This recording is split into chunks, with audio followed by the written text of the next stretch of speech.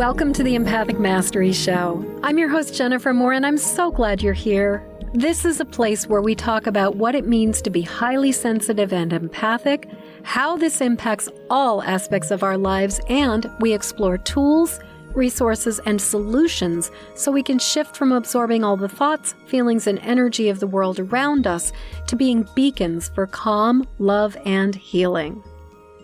Hey there, everybody. Today I have a really interesting conversation for you with my guest, Carrie Jeroslow.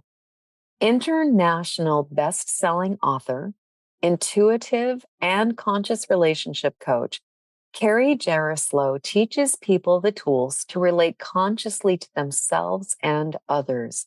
She believes that when we learn and accept who we truly are, we are able to be more authentic in our relationships with others.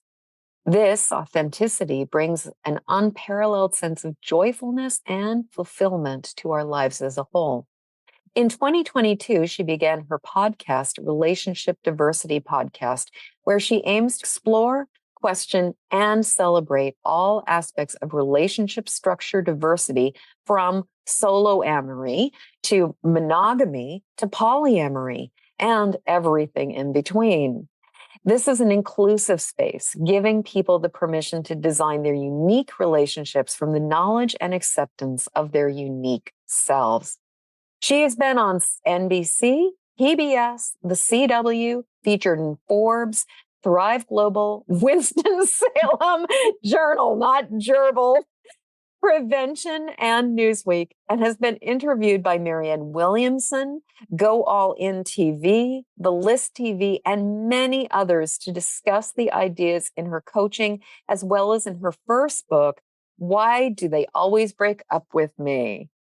Which that is really, right there, I'm like, we could really talk about that. So Welcome, Carrie. I'm so glad you're here. Oh, thank you, Jen, for having me. It is an honor to be here with you.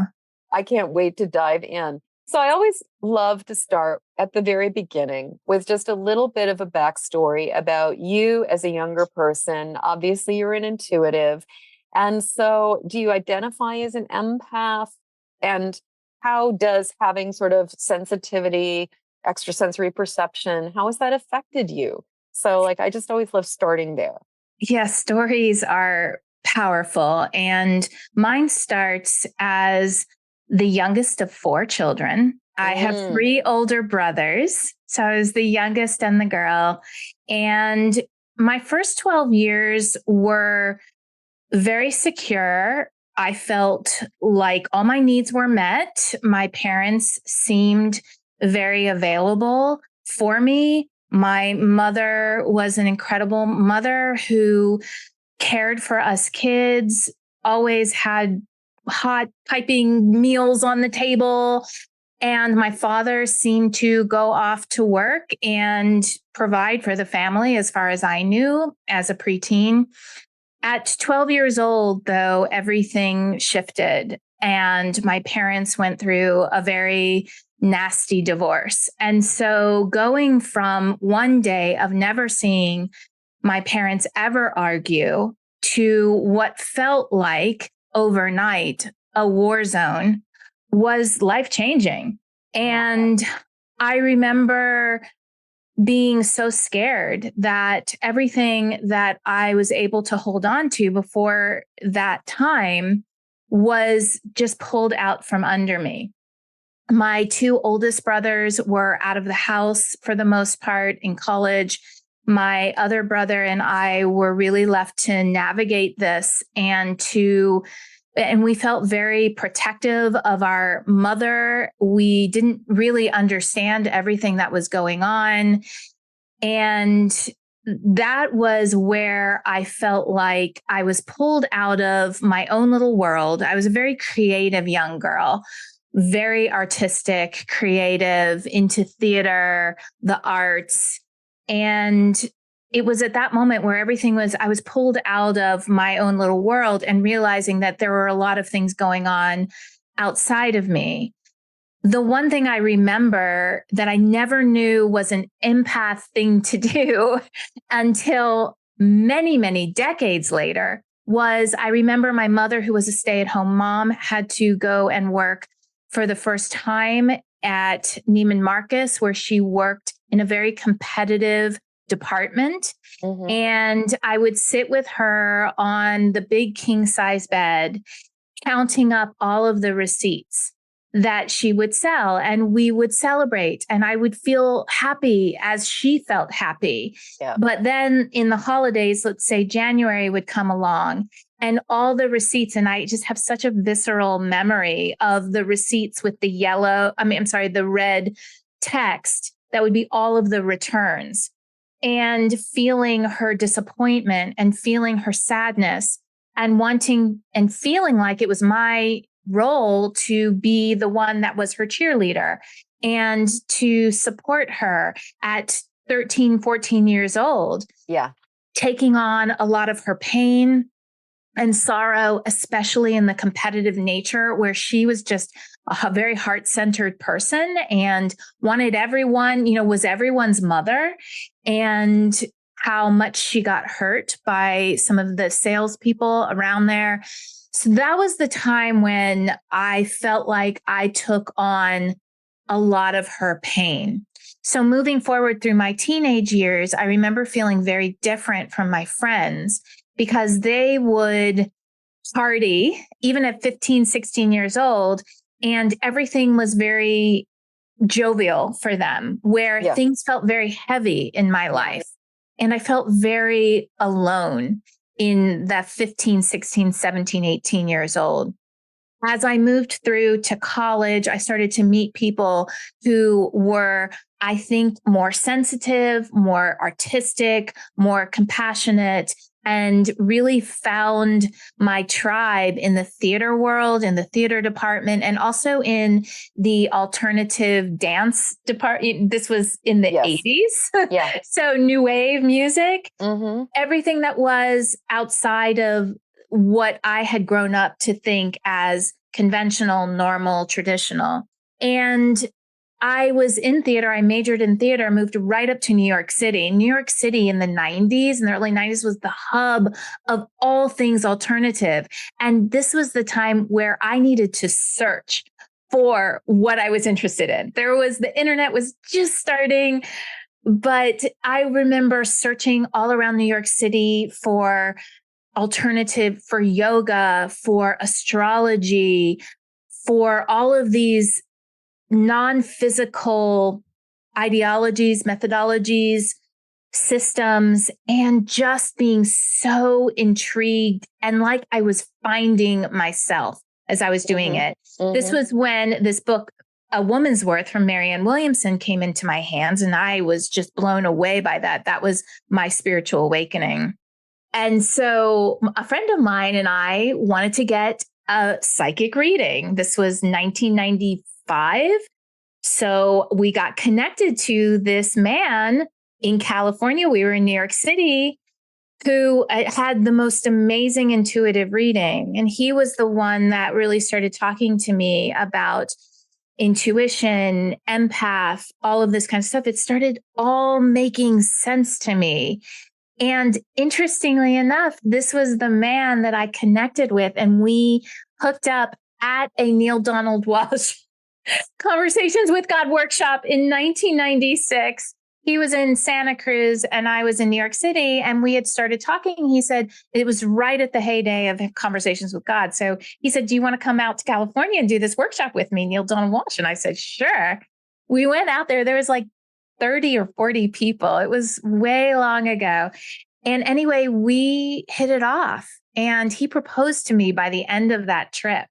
Yeah. So we got married. And so I began my 6-year marriage to a psychic who was trained at the Berkeley Psychic Institute in California. That was a trip. And I learned so much about intuition from him. Mm-hmm. That was kind of, I would say, like the real master class of intuition. And that was the moment that I realized that I was an empath, because as he was teaching me intuitive reading, he was a clairvoyant. So he very much talked about it as seeing things on a screen. Right. Right. And he would give me all these tools about roses and all this kind of stuff that he learned. And I felt lesser then because my visual ability was not strengthened. My strength was in my feeling. Yeah.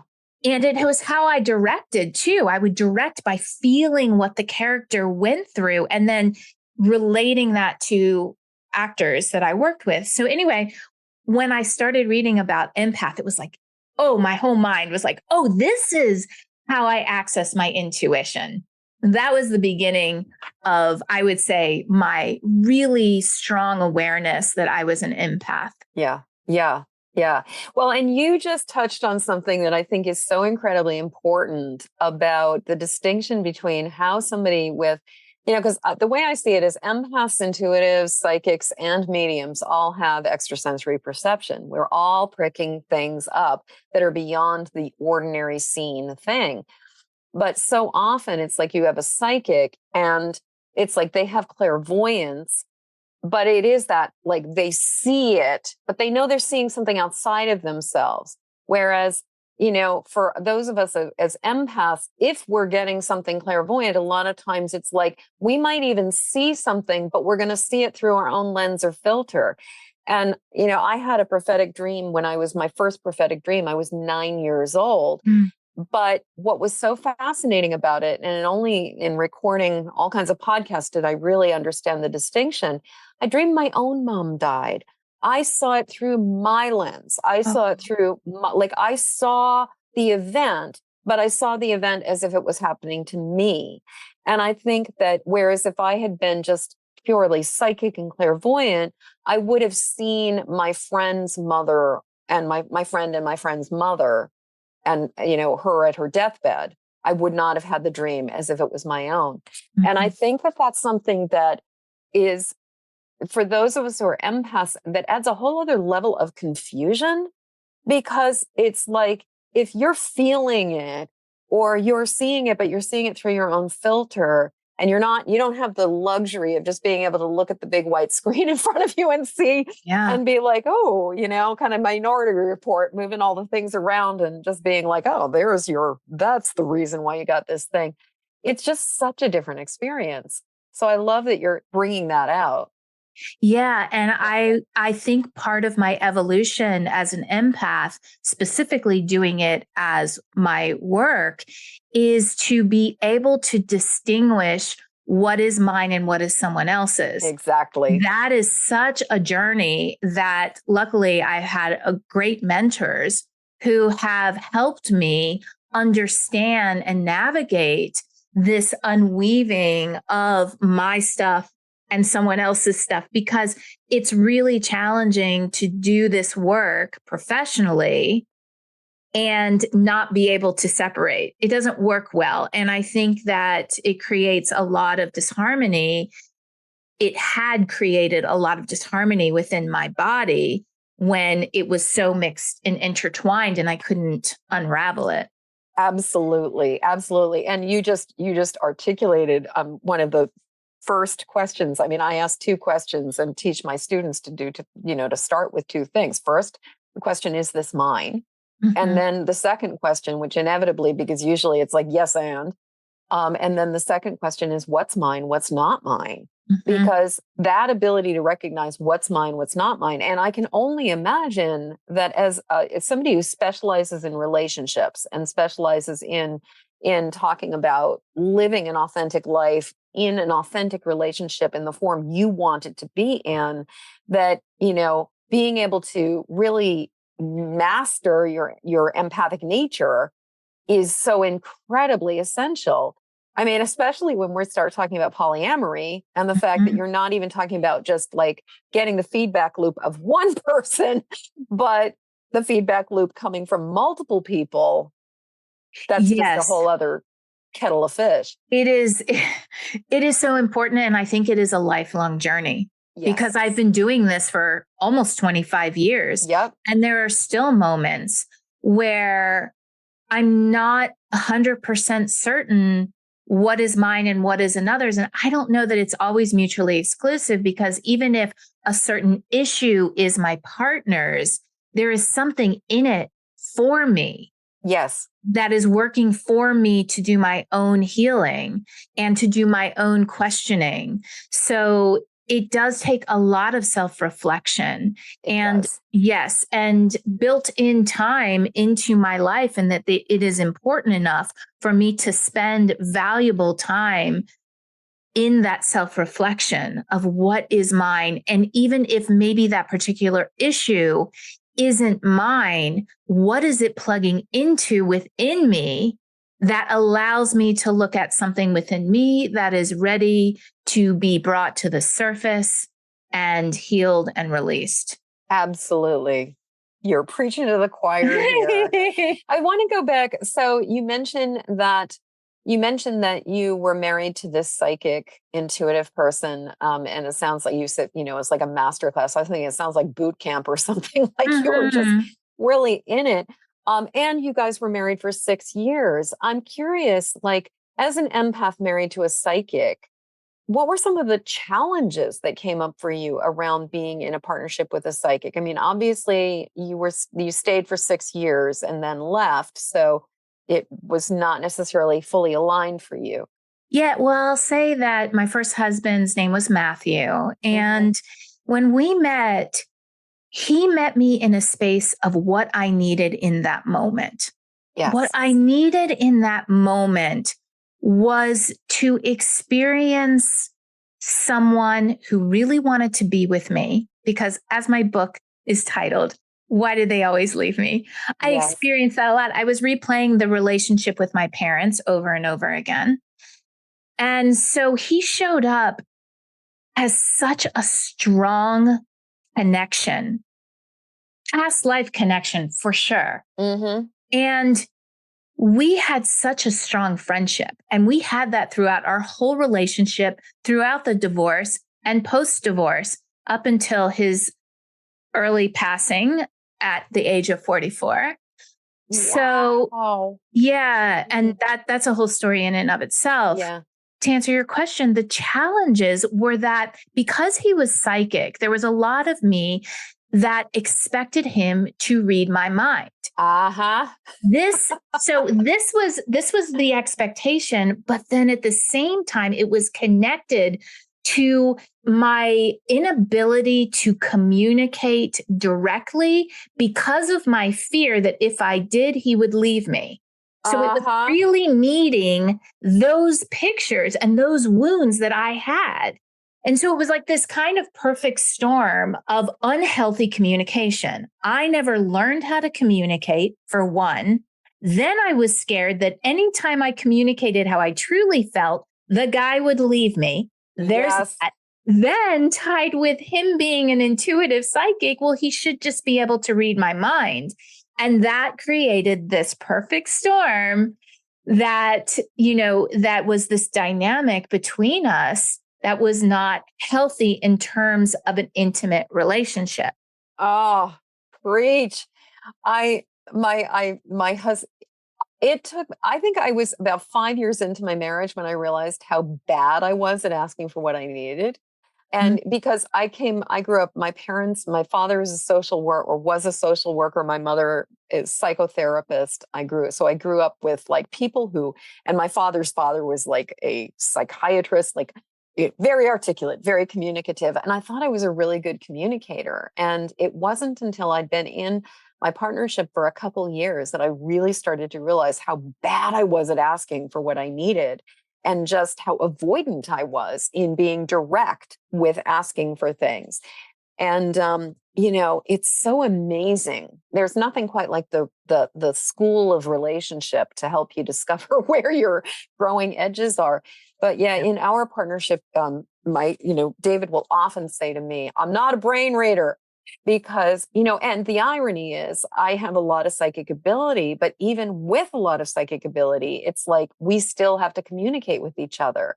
But I think you're right. That so often, and I've absolutely, oh God, I just remembered a story about, I had a friend who was a Cancer, And at one point she was really upset about something and I didn't know. And I said, are you upset about something? And she's like, yes. And I was like, what's going on? She said, you should know. And it's like that expectation that somehow if we're feeling intense feelings, other people should know that we're feeling intense feelings. Yeah. And I think this is actually a challenge for empaths because we do know when other people are feeling intense feelings, even if they're hiding them.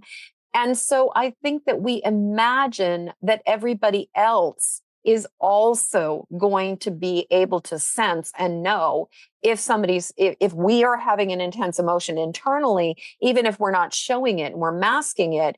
I think because we're so aware of other people's feelings, we assume that other people are going to be picking up our feelings too. I don't know if that rings true for you. Oh, yeah. And I'll say that in my relationships, I do always feel I can always sense something's up. And at the same time, I don't always translate it correctly because it's like I have this filter of my shit right in front of me. And I'm like, they're upset. And then it's coming through this filter of, what did I do? Did I mess up? Because my, things that I'm working on is I mess things up. I'm not good. I'm not good enough. What have I done? It's my fault. These are things I'm continually healing. So inevitably, when I see, oh, my partner is upset, I don't translate it correctly, this is something I've really been learning in the last year, specifically asking, I feel that you're upset. Can you explain to me from your perspective why you are, so I'm not filling in all the holes with my past experience to make the story all work with my stories, my wounds, because that's what we do, right? We have our stories. And when there are gaps, we'll fill it in with what our past experience is. Because as humans, we need to make meaning of absolutely everything. And if we don't have the data, we're going to fill it in. Yeah. So one of the things that we sort of developed as a way to communicate, and I tend to do this a lot more than my husband does this, because he tends to sort of have like weather patterns with his moods where he'll be going through something and he'll just be kind of broody or something.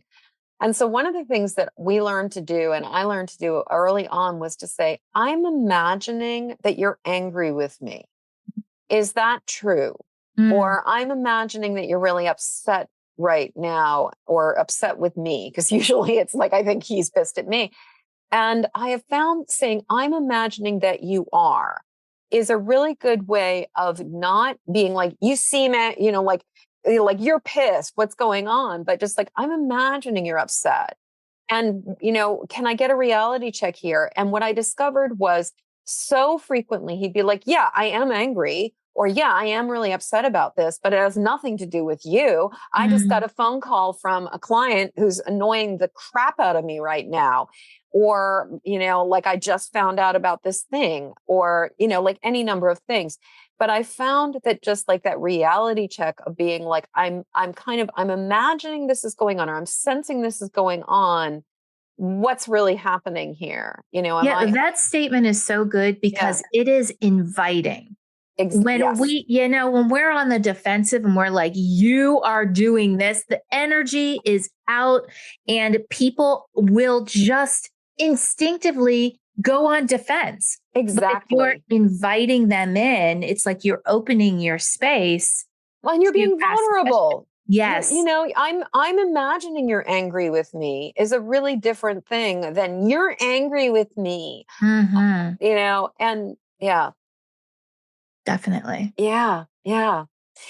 So you and I, before we jumped on, we were talking about the idea, like one of the components, and we were talking about polyamory and the idea of multiple partnerships and everything, but also about, as empaths, the pressure to, try to fit in, the pressure to try to do things the right way, and kind of that intersection, as well as the fact that so often as empaths, we are outliers and we are called to go in a different direction.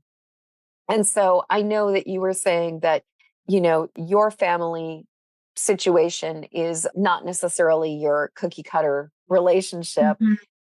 I'd love to talk about just kind of like the dance between following our authentic selves in relationship and the pressure as an empath to do that, as opposed to, as well as just the heart's desire and the call to like follow Yeah. what's really aligned and true. Yeah. I've always been rebellious, and it's shown in many different ways. When I was young, I think my choices to go into theater and to work professionally in theater, even though my father was, we went through a massive healing after my divorce, which was so beautiful.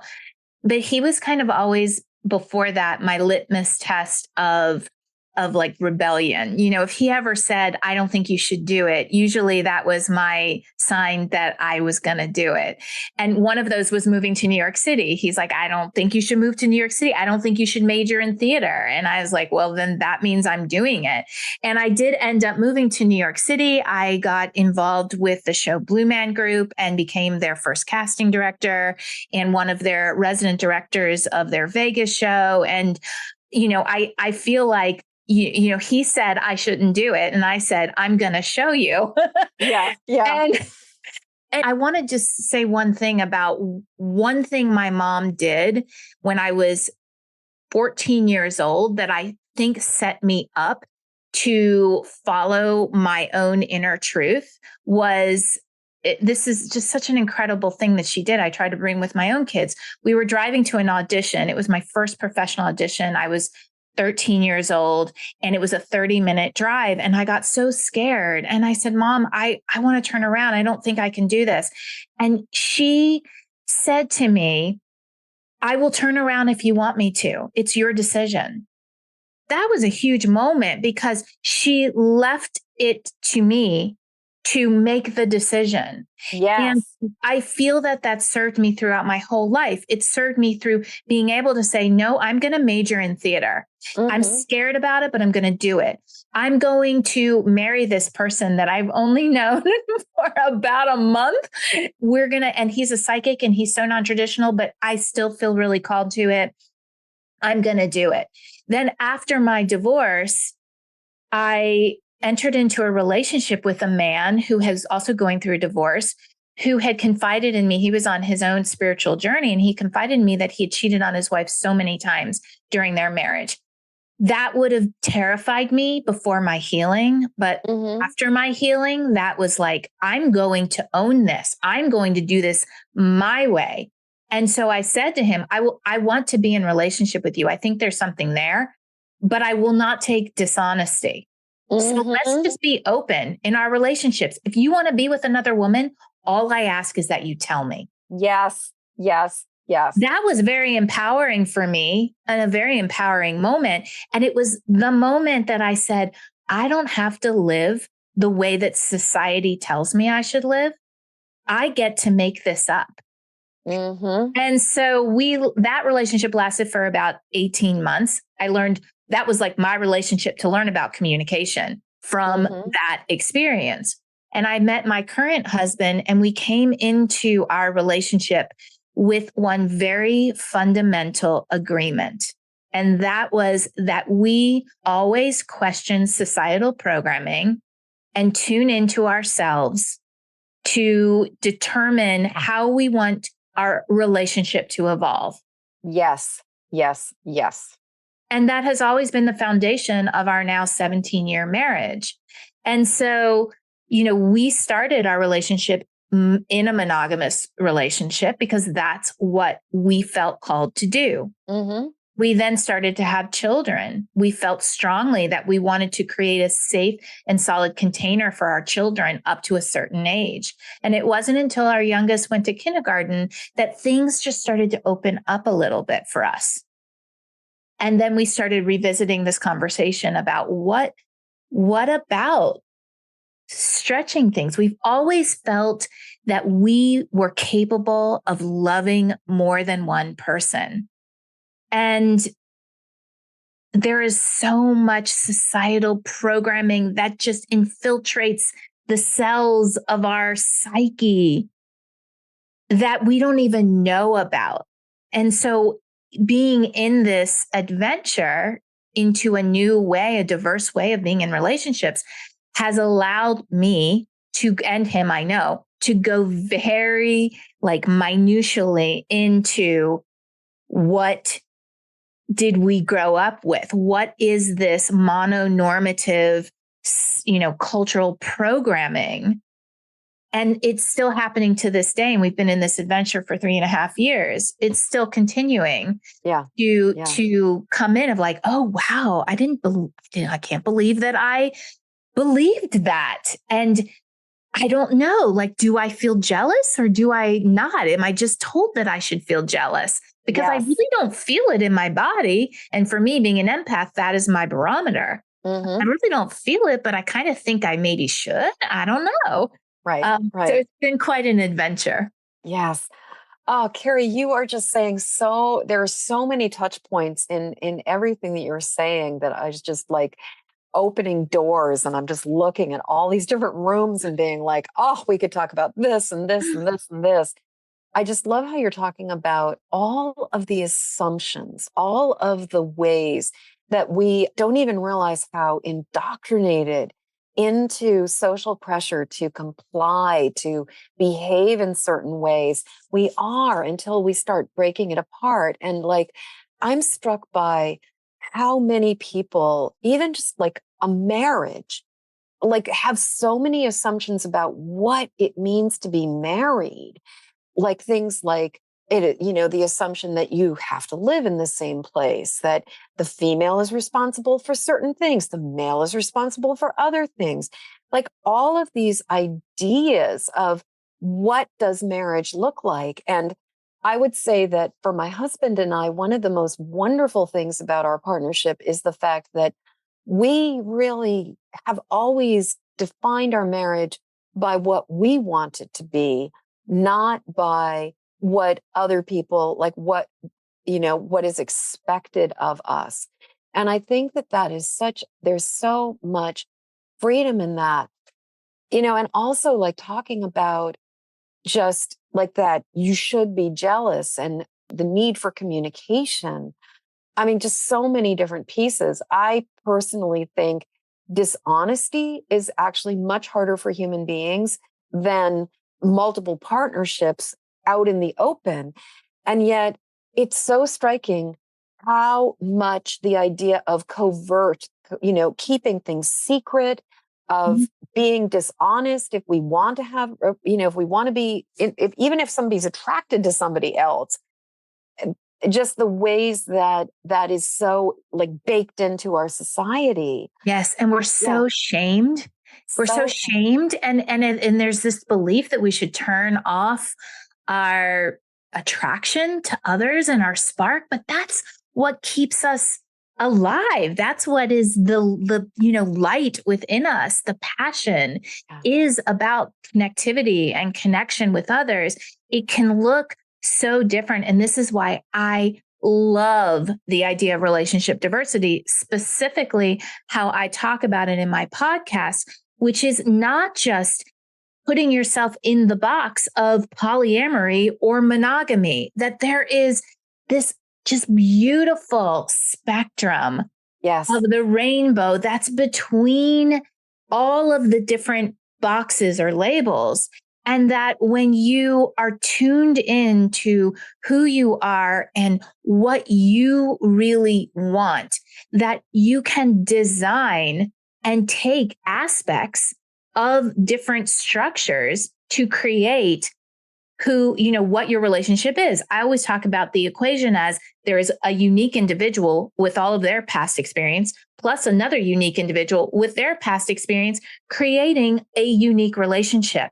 How can you compare your unique relationship with all the others? And yet that's what we do. If I'm not in a relationship in the way I've seen I'm supposed to be, then I'm doing it wrong, or I'm bad at relationships, or I can't seem to make relationships work. Instead, throwing away those rules and really picking at what parts. So I'll tell you, like for me, soloamory, which I talk about as the most important relationship, is with self. And some people want to be single. And it's very shamed as like something is wrong with you if you want to be single, if you choose to be single.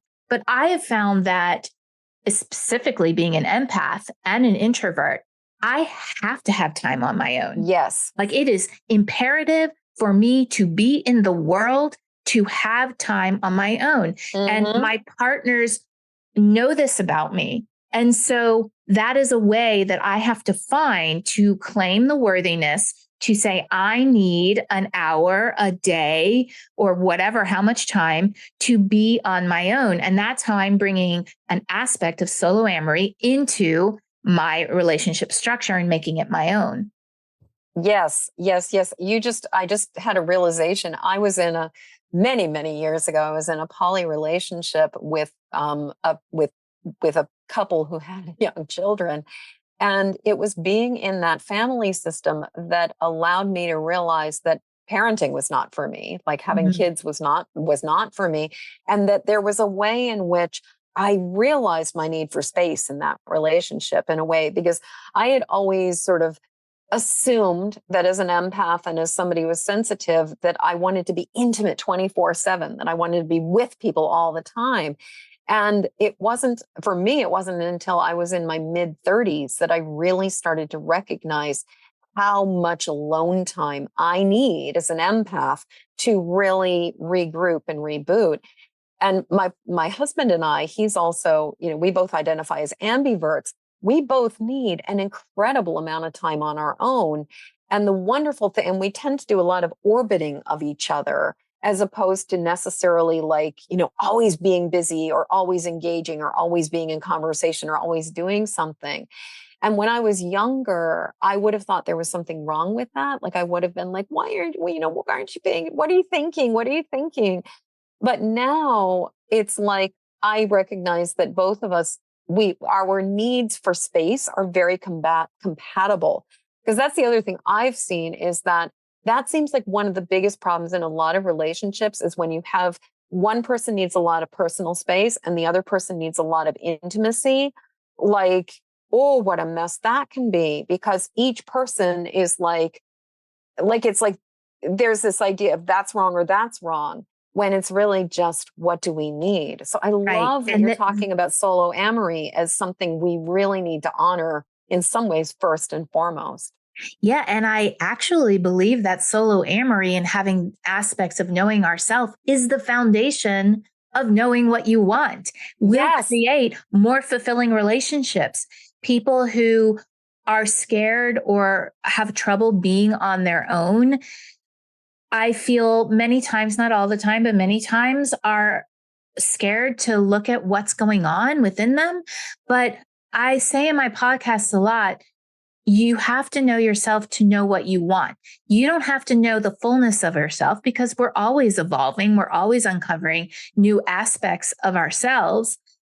And to begin the journey of understanding who you are to know what you want in your relationships, that's the foundation. That is the foundation. And this is also this is such a big piece of what I teach with Empathic Mastery is that it's like before we can really have any real full understanding of ourselves as an empath in how we relate to the world, we have to know ourselves.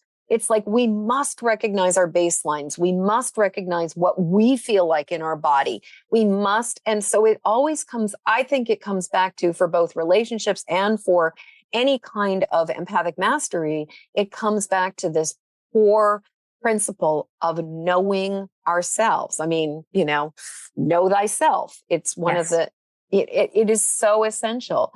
Because, when we know ourselves, then we know what's ours, what's not ours. And we also know, what are we being influenced by or swayed by, either because of some trigger inside or need that's not being met, or social pressure. Definitely. Yeah. Definitely. Yeah.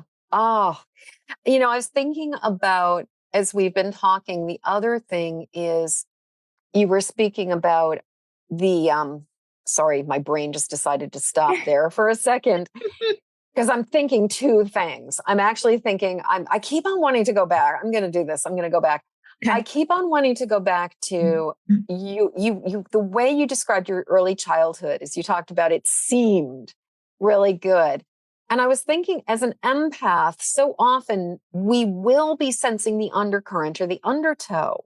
And I was wondering, with the fact that there was clearly it sounds like there was a lot of keeping up appearances and everything looked good on paper in your family, but there was clearly something going on between your mom and your dad.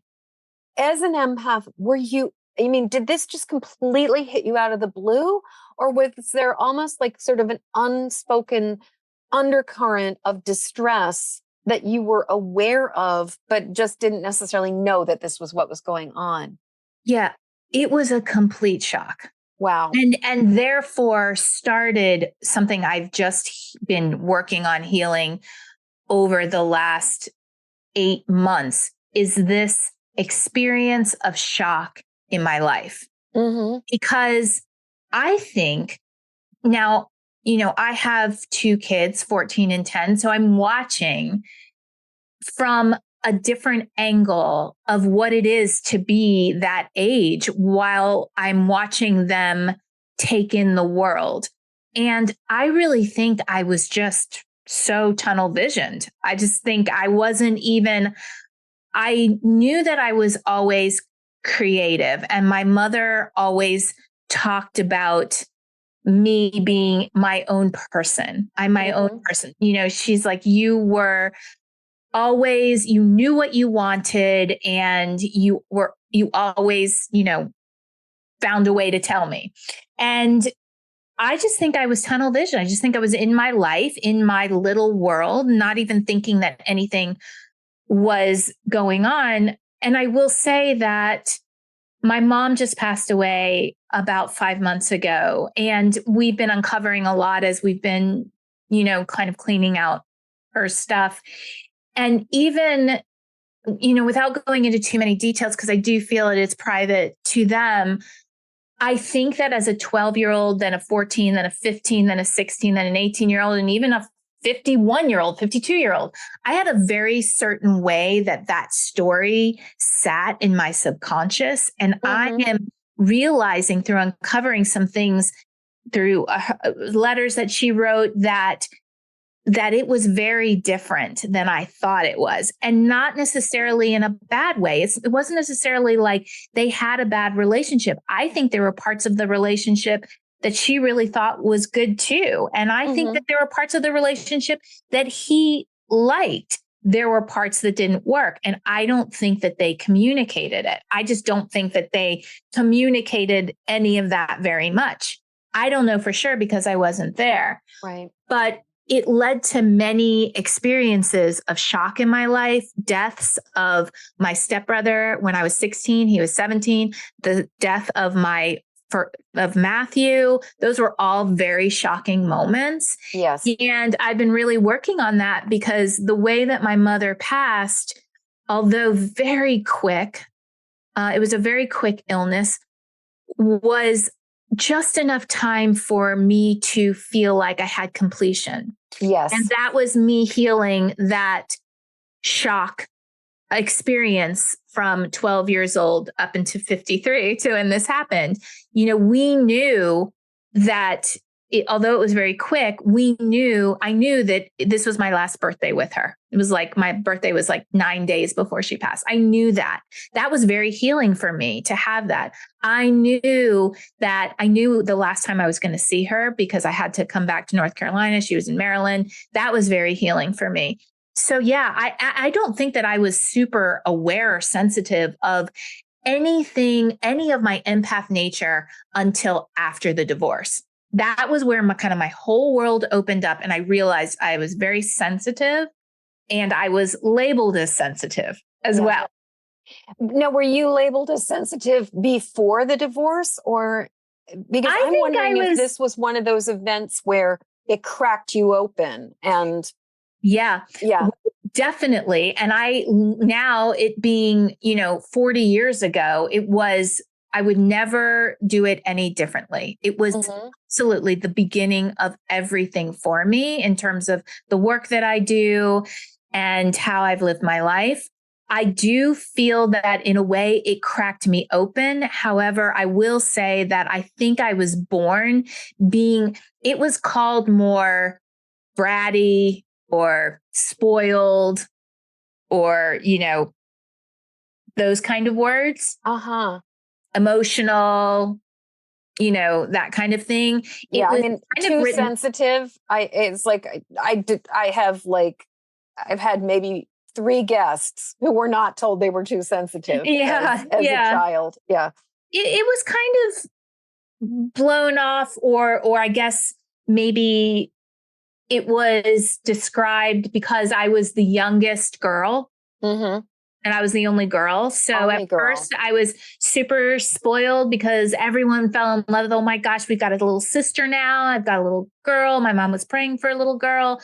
But then as I got all the little girl stuff, it became she's spoiled. And maybe I was, but I also look at it as, I knew what I wanted and I was able to manifest what I wanted, but I was also told that that was bad. And at the same time, the journey that I went through of then everything breaking down at 12, and now I don't really get anything I want. And I'm going through a divorce younger than any of my brothers. It's affecting other functions and things in my life. I think that was good. It was hard in the moment, but actually I think it really shaped who I am. And I am thankful for it. Being able to be thankful for all of the challenges. What an incredible gift that is. So, Carrie, I told you we'd come to this point where I would say, essentially, I can't believe how fast the time has gone by. And every time I say this, I mean it. Yeah. Yeah. So 3 things I'm going to ask. The first one is, what else? What just feels really, really, really important to share? Yeah. I love this question because I did an article for Authority magazine about being a highly sensitive person. And the one thing that I would love to say is that the empath ability and the sensitivity is a superpower. It is. It is what this world needs. We need more people to feel what other people are going through. If we are going to come together, I feel like we need to extend and develop our empath skills. It is a superpower. And I think it is also important. So the journey that I went on was understanding that I put a lot of my worthiness in my ability to take on other people's stuff. I wanted, after the divorce, I wanted peace in my house. I wanted peace in my house. So if I just took on other people's stuff, then it would be more peaceful. It's fine. I would just deal with it. And I spent probably the next 15 years doing just that. And then as I did that, and I experienced people specifically in the beginning work of my empath, professional work, I experienced people feeling so relieved when they left my sessions, or my friends feeling so good. I felt like crap. Yes. I felt horrible. And then I realized that my worthiness was all wrapped up in my ability to take on other people's stuff. And yes. enabled them to continue in their dysfunction and in their wounds. So learning that my worthiness is just in who I am, that my empath abilities is a superpower, but I don't have to take on people's stuff. And in fact, it's better if I don't. Amen, sister. Preach. Well, and just that whole idea of, it's like we're the psychic sponge. We come in and we just absorb it. And that thing of like everybody else feels better because we've siphoned off all their crap and we end up feeling horrible.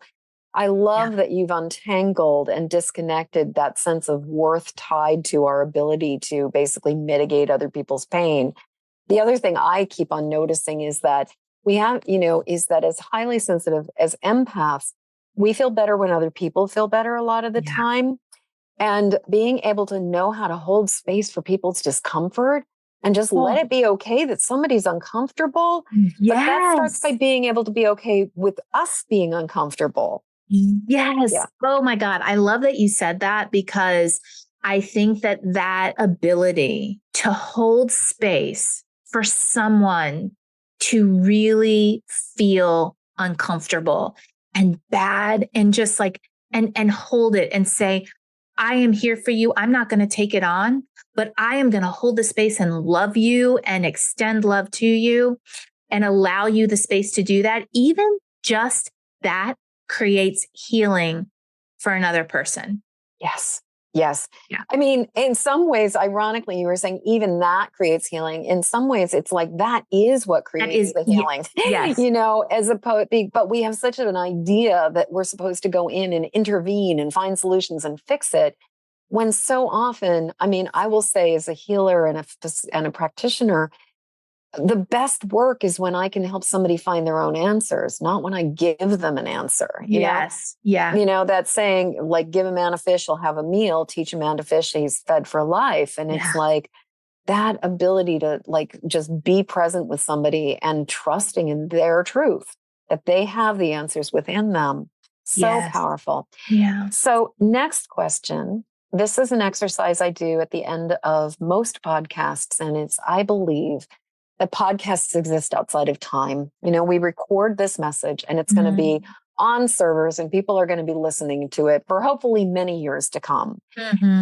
I believe that as we broadcast this, as we record it and we broadcast it, we're like dropping a stone in the river of time, and it ripples both ways. And so not only are we sending ripples forward into the future, there are ripples going back as far as we need them to go.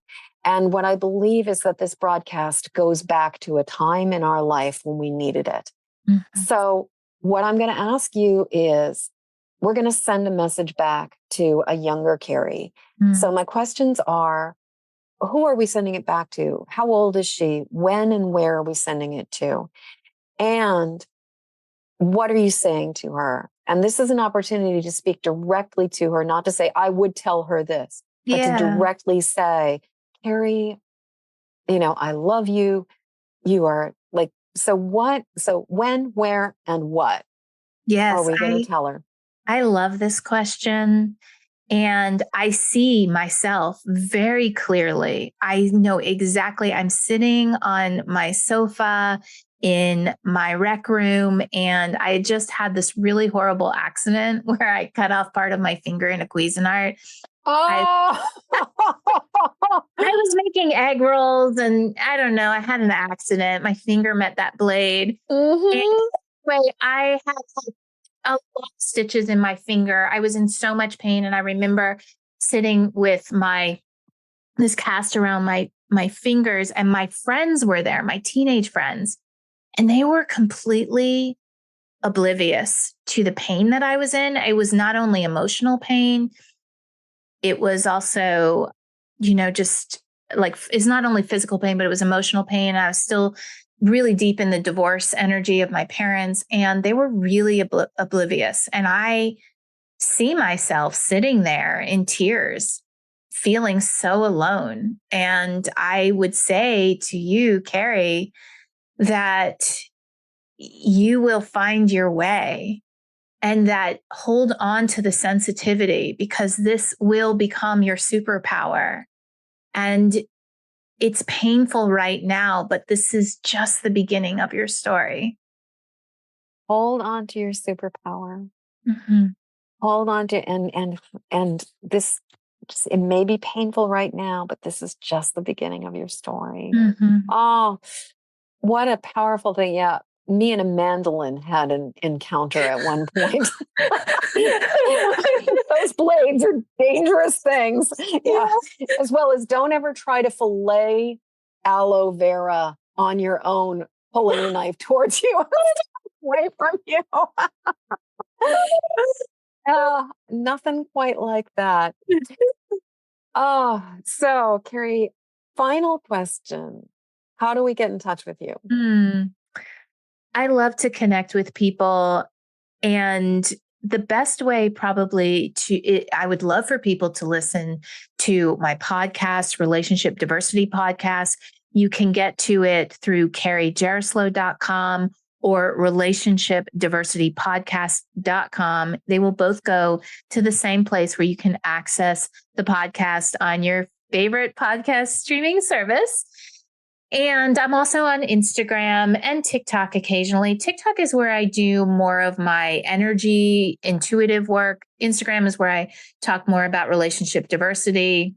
But I also have a free relationship diversity guide that goes over what relationship diversity is, how it can show up in your life, how you can really look at your life and design a unique structure for your unique life, steps to do that. So if you connect with me through either one of those websites, you can get that sent right to you. People have told me that it's very helpful for them when they're just beginning the journey of questioning what they want in their relationships. Awesome. Oh, so Carrie, so basically check out the podcast, and all of these links will be in the show notes. Relationship Diversity Podcast and Carrie Jeroslow. And in case you're wondering about how to spell that, that's Jeroslow. So Jeroslow. Yes. So carriejeroslow.com. Carrie, thank you so much for such a rich, potent, and just satisfying conversation. This has been awesome. Yeah, Jen, thank you so much for having me. I loved this conversation and hope to do more of it. Mm-hmm. Right back at you. As we come to the end of this episode, I'd love to hear what you're taking from this show. Please jump over to empathicmasteryshow.com to leave your comments. In the show notes, you'll find a link to grab your copy of my Empathic Safety Guide, 3 Basics for Finding Calm in the Eye of the Storm. And while you're there, please subscribe and follow this show. And thank you for your help sharing this show with the people who need it. Please help me to spread the word and send this podcast to friends or family members who need support living as highly sensitive empathic people. Then join me again when the next Empathic Mastery Show airs. Okay, one last time. Hop over to empathicmasteryshow.com for your Empathic Safety Guide. And until next show, shine on. We need you and your gifts here on this planet. So please don't judge your empathic rainbow by colorblind standards.